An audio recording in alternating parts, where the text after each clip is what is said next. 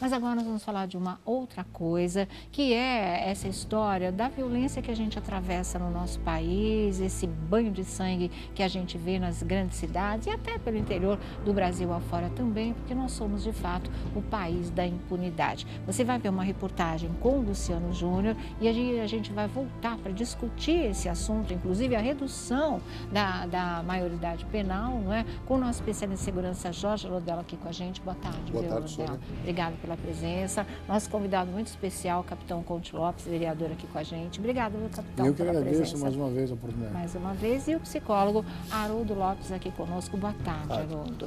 Agora, eu vou chamar o repórter Luciano Júnior. Teve uma passeata aqui em São Paulo, nas ruas do bairro do Belém, que é onde morava o Vitor Hugo Deppmann, né? E vocês vão ver, o pedido deles é o mesmo que o de todos nós, quase 200 milhões de brasileiros. Vamos ver agora. Já do lado de fora da igreja dava para ver o tamanho do protesto. Centenas de pessoas ficaram na porta porque lá dentro não havia mais espaço. Com camisetas brancas e faixas contra a violência, os manifestantes aplaudiam a cada depoimento. Vitor Hugo levou um tiro na cabeça durante um assalto na porta de casa. O criminoso tinha 17 anos no dia do assassinato e disparou mesmo depois que Vitor já tinha dado o celular. Os pais querem levar a Brasília a proposta de redução da maioridade penal. Minha motivação de viver, a morte dele não vai ser em vão. Os manifestantes saíram da igreja em passeata. Pessoas que perderam familiares em situações semelhantes aderiram ao protesto em solidariedade à família de Vitor Hugo. Maria traz a foto na camiseta. A filha dela foi morta durante um assalto também por causa de um celular. O motivo de apoiar a família mesmo, né? Essa dor, que é uma dor que que você leva, carrega ela para sempre, né? Sendo de rosto e a mãe da garota que foi assassinada de uma maneira muito parecida também ao do Vitor no bairro de Higienópolis há uns meses atrás, viu? Quer dizer, todos unidos pela mesma dor, né, e pela mesma revolta e indignação contra a impunidade. Eu fiquei pensando esse final de semana, quando estava vendo declarações de ministro da Justiça, desembargador, né, do vice-presidente da República, de que não dá, é inconstitucional baixar a maioridade para 16 anos, quer dizer, não é inconstitucional, não fere a Constituição, brasileiros aos montes perderem a vida todos os dias aqui no nosso país. Isso não é inconstitucional. Inconstitucional, fere a nossa Constituição, realmente rebaixar a idade. Agora, a gente se lembra muito bem, não é? Tem atriz de novela que tem suas fotos íntimas publicadas na internet, aparece nua, lógico que é uma invasão de privacidade, que é um crime, mas rapidinho para esse tipo de coisa houve punição. Fizeram até um nome com uma lei com o nome da atriz. Será que a gente vai ter uma lei chamada Vitor Hugo Deppmann, a lei contra a violência, a lei que rebaixe de fato a maioridade penal para 16 anos de idade? Como diz o Lodella, só são 3 países na América Latina, não é? Que é o Peru, Colômbia e Brasil, que tem 18 anos, não se adequa mais à nossa realidade. Como é que você vê tudo isso, Lodella? Sônia, é uma revolta, começou esse movimento com a família do Vitor Hugo e engrossou isso nas redes sociais, mas imediatamente veio uma ducha de água fria, porque diversas autoridades a nível federal disseram que não vão mudar, vem com essa lenga-lenga que é inconstitucional. Eu não tenho essa opinião, depende somente de vontade política do governo federal para que você possa diminuir a maioridade. Na verdade, eu criei uma frase que vai traduzir muito bem esse espírito, que na realidade é o espírito de justiça. Sônia, se o menor ele tem idade para ser bandido, ele também tem que ter idade para estar na cadeia. Exatamente. Porque nós temos que entender uma coisa. Esse rapaz que matou, esse rapazinho que matou o Vitor, de 17 anos, olha, praticamente a mesma altura, o mesmo peso, é praticamente a mesma idade. Ele já cometeu diversos atos infracionais, ou seja, já vivia uma vida na bandidagem. Tanto é que a polícia foi na casa dele e encontrou revólver, encontrou outros produtos de crime. Agora, ele tinha idade para cometer crime, tinha idade para arrumar revólver, tinha idade para matar esse rapaz. Só que eu não entendo como tem gente que acha que ele não tem idade para ser preso como maior de idade. Isso é um atraso, é um retrocesso. E volto a repetir, Sônia, 90% dos países europeus tem idade de maioridade penal entre 12 e 14 anos. Aqui tem muita gente discutindo para diminuir para 16. Espera um momentinho. Mesmo ninguém aceita. Ninguém aceita. Na Europa é de 12 a 14 anos a média de 90% dos países. Agora, será que o Brasil está certo? Será que o Peru está certo? Será que a Colômbia está certo? Ou o resto do mundo está tudo errado? Exatamente. Então nós temos que entender uma coisa. Ficam falando muito em ressocializar, que é uma outra discussão. A discussão é uma pessoa que resolveu ser bandido como modo de vida, uma pessoa que toda hora está na delegacia, vara da infância e volta para as ruas, essa pessoa não sabe o que está fazendo? Ela sabe sim, porque a profissão dela já é marginal. Ela vive na marginalidade. São pessoas que trocam o dia pela noite, por N razões. Então, para que se fizesse justiça realmente, nós teremos que diminuir a maioridade e essas pessoas que não conseguem viver em sociedade, essas pessoas que pegam uma arma de fogo. Sabe atirar, né? E, Sônia, eu vou te dizer uma coisa que eu nunca esperava falar em meio de comunicação.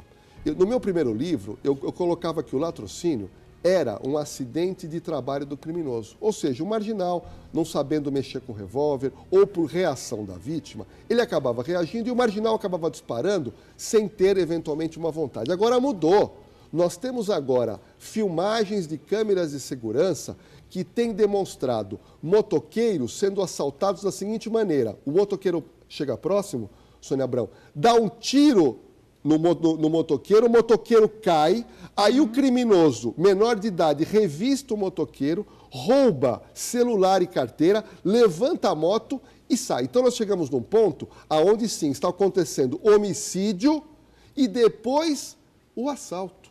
Então você não tem mais aquela situação de uma reação. Agora não. A violência é tão extrema por esses rapazes que sabem que, tendo ainda 17 anos ou 18 anos incompletos, eles vão para a Fundação Casa e a pesquisa que eu fiz em varas da infância e juventude diz, não ficam 3 anos, Sônia Abrão. A média é 1 ano e meio a 1 ano e 8 meses, no máximo, alguém menor de idade que tira a vida de uma pessoa. Olha, essas imagens que vocês estão vendo aí, eu vou aproveitar só para dar um aviso para um site, não é, que publicou que nós mostramos essas imagens até o fim, que nós mostramos o rapaz sendo assassinado, que dava para ver até o momento em que saiu a faísca da arma, quando o assaltante disparou o tiro contra o Vitor, que isso teria chocado toda a nossa rede TV. Eu só quero dizer, não vou dizer o nome do site agora, para não dar publicidade para vocês, mas assim que os nossos advogados entrarem com o processo, o pessoal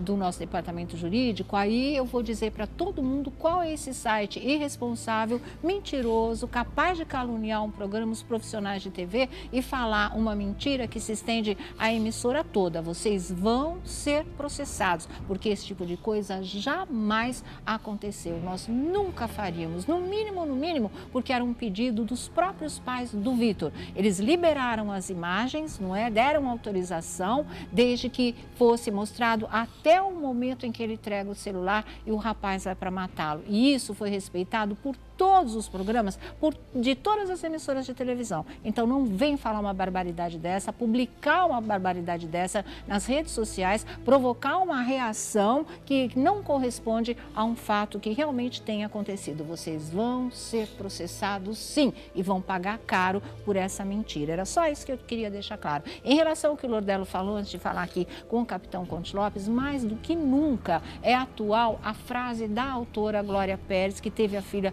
tão brutalmente assassinada como o Brasil inteiro conhece e não esquece essa história. Ela dizia e diz, para matar não precisa motivo, precisa só a vontade, o desejo de matar. E essa frase continua mais atual que nunca. E lá se vão 20 anos da morte da atriz Daniela Pérez, né? Capitão Conte Lopes.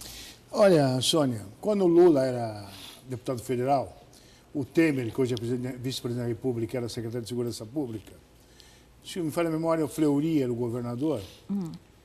Eu apresentei um projeto de lei, uma moção na Assembleia Legislativa, quando era deputado, em 1990, para que a maioridade penal caísse para 16 anos. Por quê?